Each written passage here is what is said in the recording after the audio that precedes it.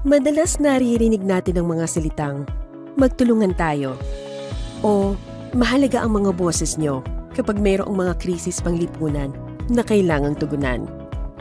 O kaya naman, ay tuwing may mga proyekto na hirap nating maintindihan. Pero sa mga kagaya nating karaniwang mamamayan, ano nga ba ang maiaambag natin sa pamahalaan?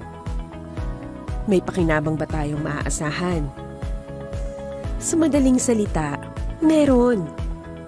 Pag-usapan natin ang iba pang mga sistematikong benepisyo ng pamahalaang nakasentro sa partisipasyon ng mamamayan o participatory governance.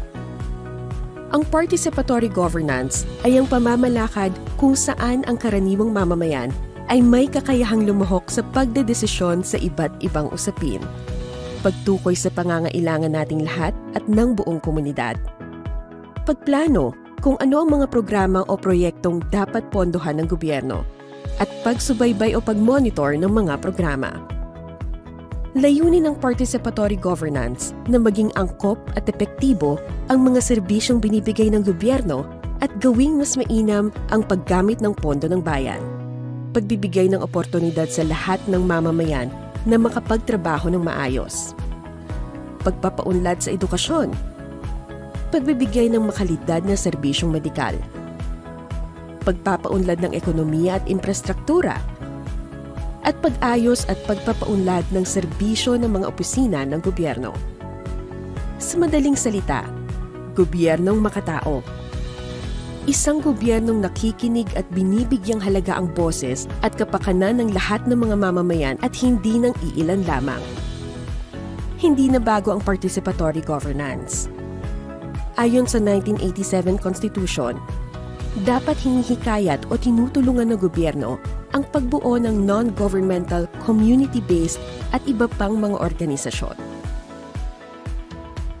Nakasaad din sa konstitusyon na kinakailangang kilalanin at respetuhin ang mahalagang papel ng people's organizations at pahalagahan ang kanilang mga boses sa lahat ng bahagi ng diskursong panlipunan, politikal, at pang-ekonomiya. Nakasaad din ang participatory governance sa Local Government Code of 1991, kung saan ang lokal na pamahalaan o LGU ay inaasahang magsusulong sa pagbuo at pagpapanatili ng mga people's organizations, non-governmental organizations o NGOs at private institutions. Malaking bahagi ng pagpapatupad ng lokal na otonomiya ang active citizen participation. Dito pumapasok ang ambag ng karaniwang tao kagaya natin. Ano nga ba ang magiging ambag natin bilang individual at bilang kasapi ng people's organizations sa participatory governance? Una sa lahat, boses at representasyon. Boses sa pamamagitan ng pagbibigay ng mga mungkahi at rekomendasyon. At representasyon sa pamamagitan ng pagsali sa paggawa ng mga desisyon. Mayroong puwang ang mga kinatawan ng civil society organizations sa iba't ibang special bodies ng local government units. Ang mga CSO tulad ng non-governmental organizations, people's organizations, o mga samahang kinabibilangan ng iba't ibang sektor ay maaaring maging kasapi ng Local Development Council, Local School Board, Local Health Board, at Local Peace and Order Council. Tignan natin ang ilan sa mga ito. Una, ang Local Development Council. Ito ang nagbalangkas at sumusubaybay sa pagpapatupad ng mga plano, programa, at polisiya ng lokal na pamahalaan. Dito din dumadaan ang budget o plano sa paggastos ng pondo bago maisalang sa sanggunian. Sa isang syudad o munisipyo, ang Local Development Council ay binubuo ng Local Chief Executive o Mayor, mga punong barangay, tagapamahala ng Committee on Appropriation, kongresista, at ng mga kasapi ng civil society organizations.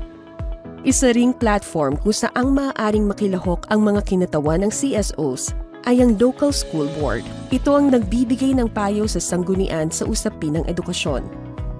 Pinamumunuan ito ng Local Chief Executive at Division Superintendent o District Supervisor, katuwang ang tagapamahala ng Education Committee ng Sanggunian, Treasurer, SK President, mga kasapi ng Parents Teachers Organization, kinatawan ng Teachers Organization, mga non-academic personnel at iba pang CSOs sa hanay ng edukasyon.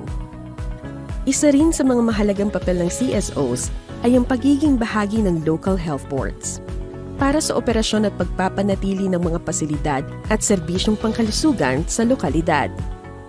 Ito rin ang nagbibigay payo sa sanggunian sa mga usapin tungkol sa kalusugan. Pinamumunuan ito ng Local Chief Executive at Local Health Officer, Committee on Health, mga bahagi ng pribadong institusyon at NGOs, at kinatawan ng Department of Health sa pagsulong ng reforma sa mga programang pangkalusugan. Mahalaga rin ang gampanin ng CSO sector sa iba pang special boards, kagaya ng Local Peace and Order Councils na naglalayong siguraduhin ang ligtas at mapayapang pamahalaan. May iba pang lugar para sa makabuluhang partisipasyon ayon sa iba't ibang sektor. Halimbawa, ang ating mga mangingisda at magsasaka ay maaaring maging bahagi ng lokal na pamahalaan sa pagprotekta ng likas na yaman na siya ring pangunahing pinagkukunan natin ng kabuhayan. Habang ang ating mga nanay, ate at yahin ay maaaring mamuno ng grupo ng kababaihan para maiangat ang kalagayan ng kababaihan kasabay ng pagpapatupad ng mga aktibidad o proyekto.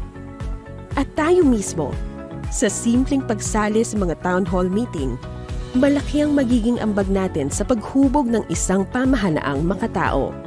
Sa pagiging boses ng publiko, ang mga pangangailangan natin bilang isang komunidad ay ating naitataguyod front and center sa mga programa ng gobyerno.